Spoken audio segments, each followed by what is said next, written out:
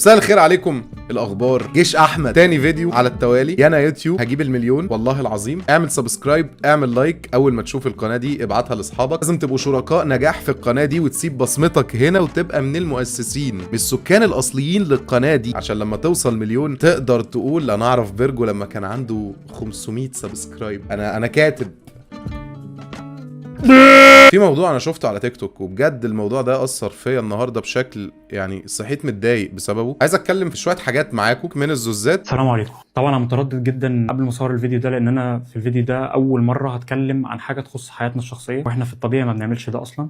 يعني قلت ان احنا لو نزلنا الفيديو ده ممكن يساعد يعني بس في المشكله اللي احنا فيها. بس من فتره كده الحمد لله ربنا رزقني ببنت، بس للاسف هي نزلت بدون مناخير، يعني مفيش مناخير في الوش خالص. احنا كنا عارفين الموضوع ده في ال5 دي واتصدمنا طبعا، وخدنا فتره ازاي هتعيش، ازاي التساؤلات دي كلها. اتكلمنا للشيوخ والعلماء وقالوا لنا ان الاجهاض حرام 100%. فرضينا بقضاء ربنا وقدره وسلمنا وقلنا خلاص دي هديه ربنا لينا واحنا راضيين، مفيش اي مشكله. طبعا راحوا لكذا دكتور وقال لك ان ممكن يبقى في امل ان ال5 دي يكون غلطان او حاجه مثلا فهم كانوا عايشين على الامل اللي هو ال 0.5 انت تنزل ان شاء الله كويسه يعني. جت الولاده واللهم لك الحمد، نزلت بدون مناخير. بس مش دي كانت المشكله الوحيده خالص. قلنا ممكن يبقى في ايرويز تحت الجلد، ممكن يبقى في فتحات نعمل بعد كده ريكونستراكشن او كده زي ما الدكاتره كانوا مفهميننا. يعني كانوا قايلين لنا ان ممكن حتى لو نزلت بدون مناخير احنا ممكن دلوقتي بنصنع مناخير للاطفال. طبعا الحاله دي من 80 ل 100 حاله على مستوى العالم كله. انا دي مشكلتي بعد ما قال من 80 ل 100 حاله على مستوى العالم. فكره ان طفله تتولد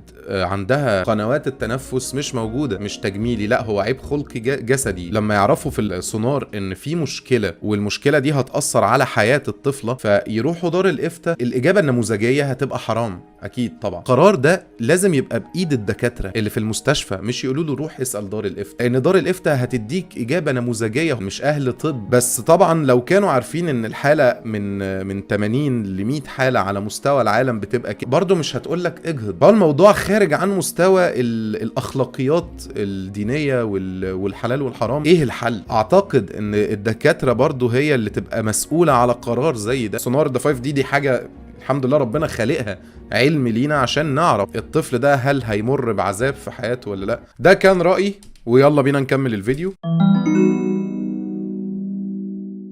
المنطق هو حد منطق؟ في حد في الدنيا ما يعرفش المنطق؟ المنطق ان واحد يضرب واحد على دماغه ما يردش منطق. هو ده المنطق؟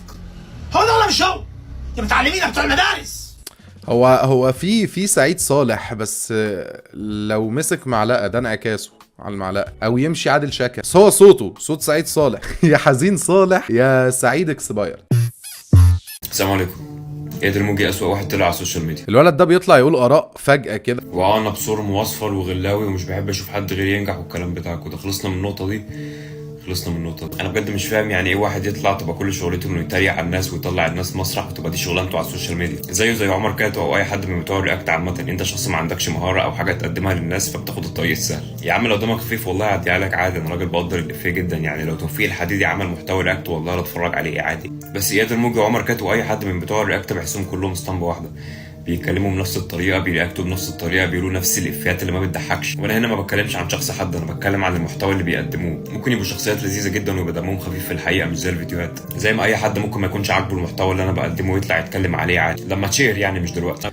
بعيدا عن ان هو بيتكلم جد قوي، بس هو فعلا عنده حق في نقطه واحده، ان محتوى الرياكت فجأة بقى متوقع. النهارده هنتريق، عشان كده انا عملت القناه الجديده دي. انا في فتره ما حسيت ان انا من الاسطمبه ولابس يونيفورم الفيديو رياكت، عشان كده كنت مهتم جدا النهارده اعرض مشكله زي مشكله الزوزات، عشان لو في دكتور يقدر يقدم حاجه فيقدر يعرف الحاله دي من خلال فيديو ليا. لازم في فيديوهاتي ابقى بناقش محتوى ترند من كل الانواع. انت بتقدم محتوى، مش لازم اجيب حد اتريق عليه. قدم، انا بعرض لك السوشيال ميديا ماشيه ازاي. هطلع لك النهارده هتفرج على الميمز معاك. انت الفكره ان انت بتتفرج على الفيديو مبسوط، بتاكل حاجه، بتشرب حاجه، انترتينمنت، مش لازم ضحك. فالولد ده بيتكلم صح، هو فعلا ممكن يكون ده رايه. والفكره ان انت لازم تبقى صاحب راي، ما ينفعش ان انت تشوف فلان عنده ارقام معينه فتحبه عشان الارقام دي. اكتشفت ان مؤخرا الناس كلها بتجري وراها زي قطيع كده. ده بيجيب كذا فاكيد فاجر. انا اللي عندي فومو، انا اللي فاتني حاجه لو انا ما بحبوش. اسوأ نوع من انواع الترند، خسرت واحده نخشه. يعني ايه نخشه؟ ايه نغشه؟ فين ملبن؟ لو هنزني في الكلام فين ملبن؟ فين خسرت واحده دمها خفيف؟ ايه نغشه؟ ايه ده؟ عارف النوع البنات اللي هي بتقول اللهم بارك يا ست البنات، البطيخ مرمل، السمكان بطرخه، هم اللي بيقولوا نغشه.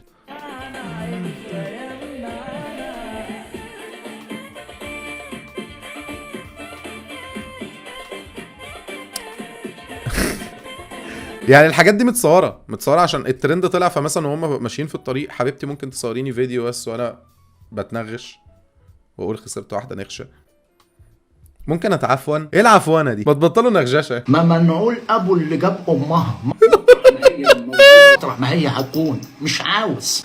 مش عاوز نخشة ايه؟ هتعوضني عن امي؟ وانا هخش هاخد السيده زينب ولا هاخد ستنا خديجه ولا هاخد ستنا مريم؟ ابدا ما فيش. هتاخد هي العينه اللي موجوده في كل زمان وفي كل مكان اليومين دول. انا بعشق الجيار. مش عاوز. ايوه ايوه.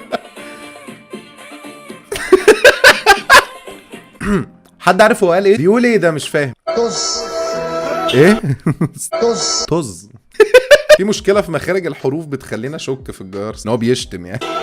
طز في ابوكي، في جلالة ابوكي، في سمو ابو جدك، في عظمة امك. هو مش بيشتم، هو بيدلع اهل بيتها. إيه؟ هي قالت نكته وراحت ضحك عليها. مره عجوزه فست جالها شد عضلي. حرفيا ده اللي قالته يعني. اوه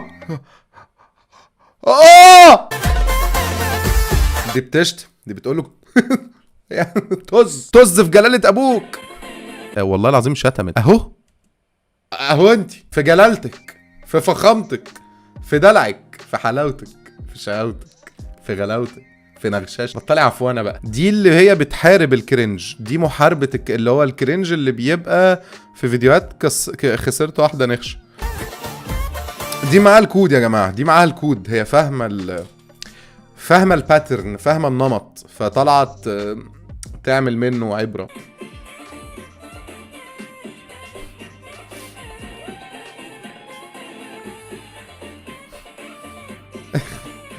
بس تحفه والله، كيوت يا عم الثغنن والله. يلا نسمع ازنى حاجه في الدنيا. السهر ما بيدمرش الصحه، مفيش حاجه اسمها انا ربنا خلاني اسهر على قد ما اقدر، انا عايش في الدنيا 50 سنه هنام تلتهم.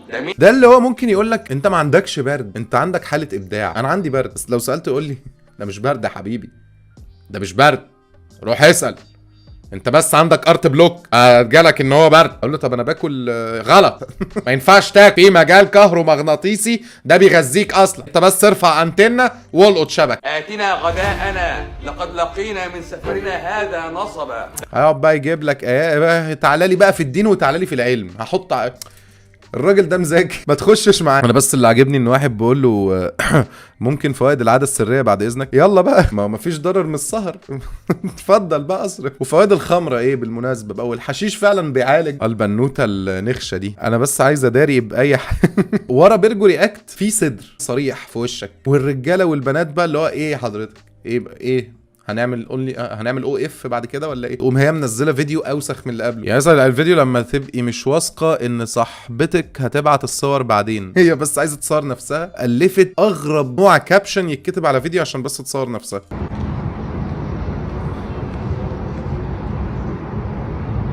ماشي اوكي. فكرة ان الناس حاطه الصوره دي وبيقولوا هاو. انا مش فاهم قصدهم ايه. هاو ايه بالظبط؟ لو حد عارف يقول لي في الكومنتات، انا ما اعرفش. الحلاوه الاسبريت بتاعتنا بفضل الله اللي احنا بنعملها، ولا مواد حافظه ولا الوان صناعيه. استنى يا شيخنا والنبي. امال ايه؟ حط مواد حافظه، حط الوان صناعيه، ولا مكسبات طعم، حط مكسبات طعم، ولا لبن، امال معموله من ايه؟ ولا ميه ولا زيت. الشوكولاته بتحط لها زيت يا شيخنا ولبن، ولا سكر، ولا زق للحاقدين الحاسدين. هو يا اما دي شوكولاته معموله بعون الله بقى بتاعت ربنا.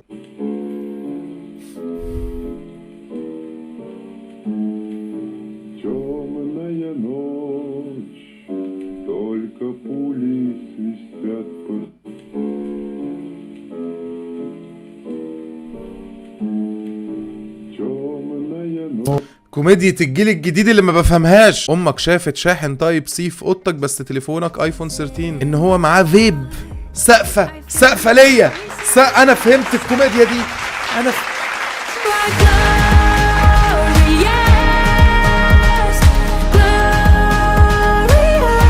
اشوفكم الفيديو الجاي بكره. سبسكرايب ولايك. بحبك وبحبك. يا اهلا بحضرتك. البركه في وزاره داخليه ورجال وزاره داخليه.